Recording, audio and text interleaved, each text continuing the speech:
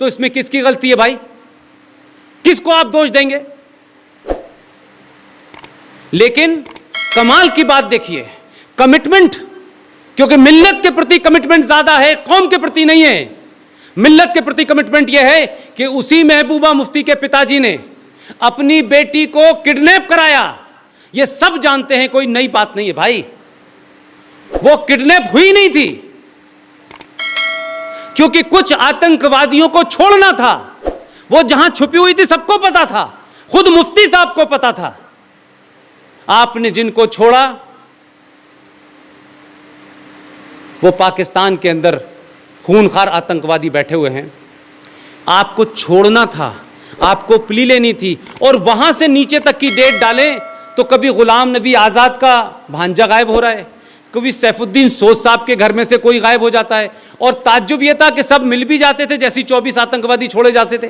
तो क्या मैं ये न मानूं कि जम्मू कश्मीर के राजनीतिक लोग, वहां की व्यवस्था, सबने आतंकवादियों को ताकत दी है, सबने आतंकवादियों के साथ दिया है, अलग अलग चेहरों से, अलग अलग मुखौटों से।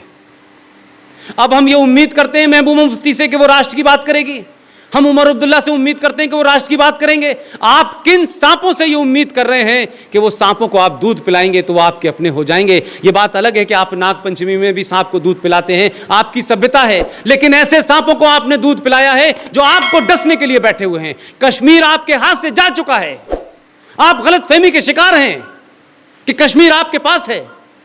आपकी रिट नहीं चलती जम्मू कश्मीर में। जम्मू कश्मीर में फौजी जान बचाने के लिए अगर कोई एक्शन करता है तो उस पर कोर्ट मार्शल हो जाता है। जम्मू कश्मीर को जरा सी बात पे आपके देश को थ्रेट देता है। जम्मू कश्मीर की वजीर आला यह तय करती है कि भारत सरकार को पाकिस्तान से बात करनी चाहिए या नहीं करनी चाहिए। अगर यह ट्रेंड चलेगा तो कल ममता कहेंगी कि बांग्लादेश से बात करनी चाहिए या नहीं करनी चाहिए, और फिर तमिलनाडु कहेगा कि श्रीलंका से बात करनी चाहिए। तो फिर तो ये फ्री फॉल ऑल है। फिर भारत में केंद्र सरकार की जरूरत क्या है? फिर तो हर आदमी का अपना राजनीतिक स्वार्थ है, वो कहेगा इससे बात करो, इससे बात नहीं करो। ये परपाटी गलत डाली है, लेकिन वो परपाटी अब टूट रही है।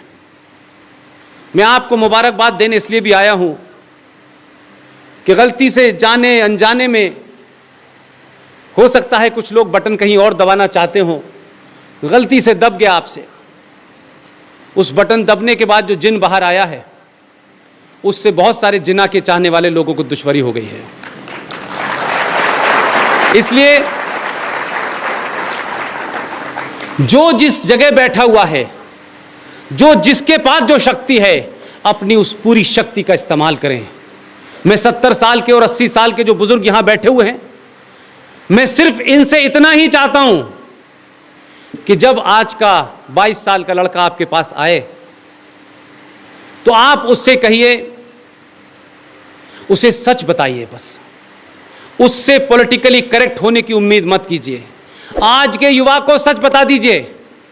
ये जो पूरी देश भर में इतने सारे लोग सुन रहे हैं, इतना सारा रिएक्शन है पूरे देश के अंदर, ये कोई कारण है कि पहली बार वो सच सुन रहे हैं, और जो सच उनको इतिहास में मिल रहा है और जो उनके दिल को लग रहा है। इसीलिए लोग लगातार पूरे देश में, यहाँ जीडी बख्शी आज कहीं हैं, आरएसएन सिंह कहीं हैं, सुशील पंडित कहीं हैं, गौरव आर्या कहीं हैं, पूरे देश में लोग जा रहे हैं और हजारों लाखों की तादाद में लोग उनको सुन रहे हैं, क्योंकि पहली बार उनको लगता है कि कोई सच बात बता रहा है। इसलिए वो लोग बाहर आ रहे हैं। मेरी आप बुजुर्गों से दरखास्त है कि सच बात बताएं, जो हुआ है वो बता दें, जो नहीं हुआ है इस डर से कि हमारी पीढ़ी बिगड़ जाएगी, माफ कीजिएगा, इस डर से 70 साल में 7 पीढ़ियां बिगड़ गई। अगली पीढ़ी को सच बता दीजिए ताकि आने वाला भारत सच्चा भारत हो, ईमानदार भारत हो। अपने कंट्राडिक्शंस को, अपने कंफ्यूजन को दूर कीजिए। आप हर देवी देवता की पूजा करते हैं, यहां से लेकर कामाख्या देवी तक। आप शारदा देवी नहीं गए, मैं गया। बलूचिस्तान में जो देवी हैं मैं वहाँ गया। सब जगह मैं एक ही बात कॉमन पाता हूँ। ये बात अलग है कि मेरा जीवन ऐसी जगह था जहाँ मैं पैदा हुआ, ना वहाँ कोई मंदिर था ना कोई और था, वहाँ मस्जिद थी, वहाँ नमाज अजान मेरी ज़िंदगी का हिस्सा था, हम सब लोग वहीं रहे। लेकिन फिर भी मैंने ये देखा, कोई देवी ऐसी है जिसके हाथ में हथियार ना हो? कोई देवी ऐसी है? मैं आप लोगों से पूछ रहा हूँ, आप लोग सब पूजा करने वाले लोग हैं, कोई देवी ऐसी है जिसके हाथ में हथियार ना हो? 5 हाथ होंगे, 6 हाथ होंगे, 8 हाथ होंगे, गुलाब का फूल होगा, कमल का फूल होगा, आखिर में कुछ ना कुछ तो होगा। आप सब लोग पूजा करते हैं, शास्त्र की पूजा करते हैं, लेकिन जब भगवान को हथियार उठाना पड़ गया तो आप क्या चीज है? लेकिन आप शास्त्र की पूजा भी नहीं करते, शस्त्र की पूजा करते हैं, लेकिन जब घटना बढ़ जाती है तो आप लठियां चलाते हैं। अरे भाई, डंडे की पूजा थोड़ी की थी आपने, जिसकी पूजा की थी कम से कम वो चलाइए। और इस गलत फहमी में मत रहिए क्या आप 5000 साल पुरानी सभ्यता है, ये गलत फहमी तो नहीं है, लेकिन 5000 साल पुरानी सभ्यता के हथियार से आज के आतंकवाद का मुकाबला नहीं हो सकता। आपको सीना तान के खड़ा होना पड़ेगा।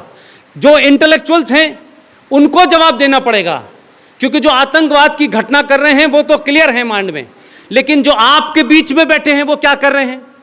एक आतंकवाद की घटना होती है, तत्काल हमारे यहां दोपहर तक एक नैरेटिव बन जाता है।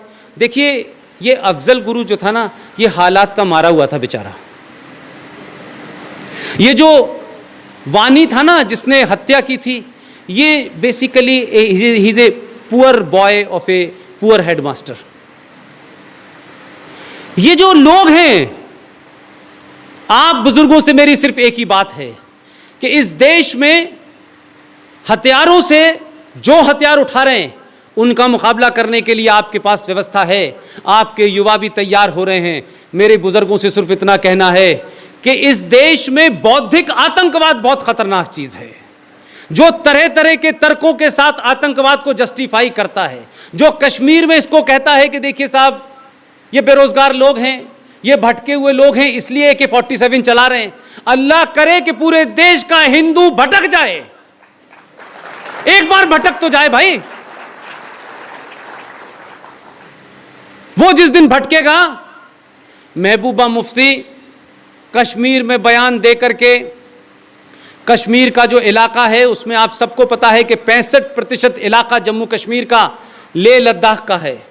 आपने कोई आतंकवादी घटना सुनी आज तक कि लेह लद्दाख में के अंदर कोई आतंकवादी घटना हो गई? 65% इलाका भूगोलिक कह रहा हूं, और 20% इलाका जम्मू का है। जम्मू में आए दिन घटनाएं सुनते हैं क्या? वहां बुरहान वानी क्यों नहीं पैदा होता?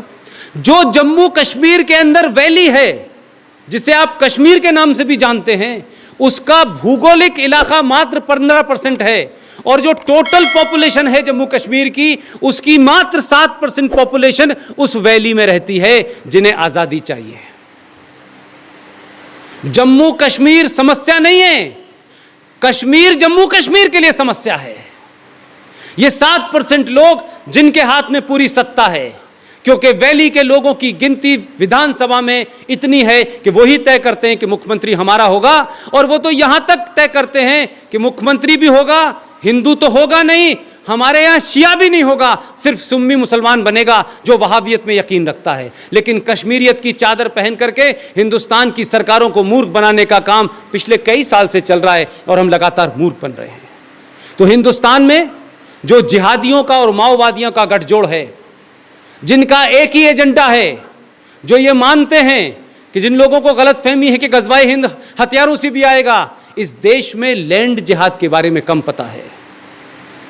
जम्मू कश्मीर राज्य में एक कानून लाया गया जिसका नाम था रोशनी कानून। उसके तहत इस बात की इजाजत दी गई कि जम्मू के जिस भी इलाके में, जम्मू के जंगलों में अगर किसी की प्राइवेट जमीन भी होगी, अगर उस पे कोई बकरवाल मुसलमान उस पे अपना कब्जा कर लेता है, तो पुलिस को आदेश था कि आप खाली नहीं करा सकते, वो जायज है उसका कब्जा। हमारे साथी अंकुर शर्मा ने सुप्रीम कोर्ट में चैलेंज किया इसको। आप सोचिए कि हमारी पीढ़ी इन गलत कामों को जो हमारे पूर्वजों ने होने दिया, जो सरकारों ने होने दिया, हमारी बची हुई थोड़ी बहुत जिंदगी है उनको रिवर्स कराने में चली जाएगी, तो आगे की लड़ाई कौन लड़ेगा? इसलिए मैं चिंता में हूं। हम तो लड़ रहे हैं।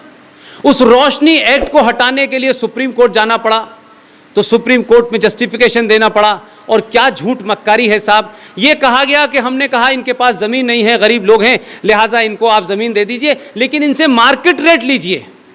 तो जब हमने पूरा डाटा निकाला तो पता चला कि जो ज़मीन 1 लाख रुपए गज है वो 5 रुपए गज में दे दी गई।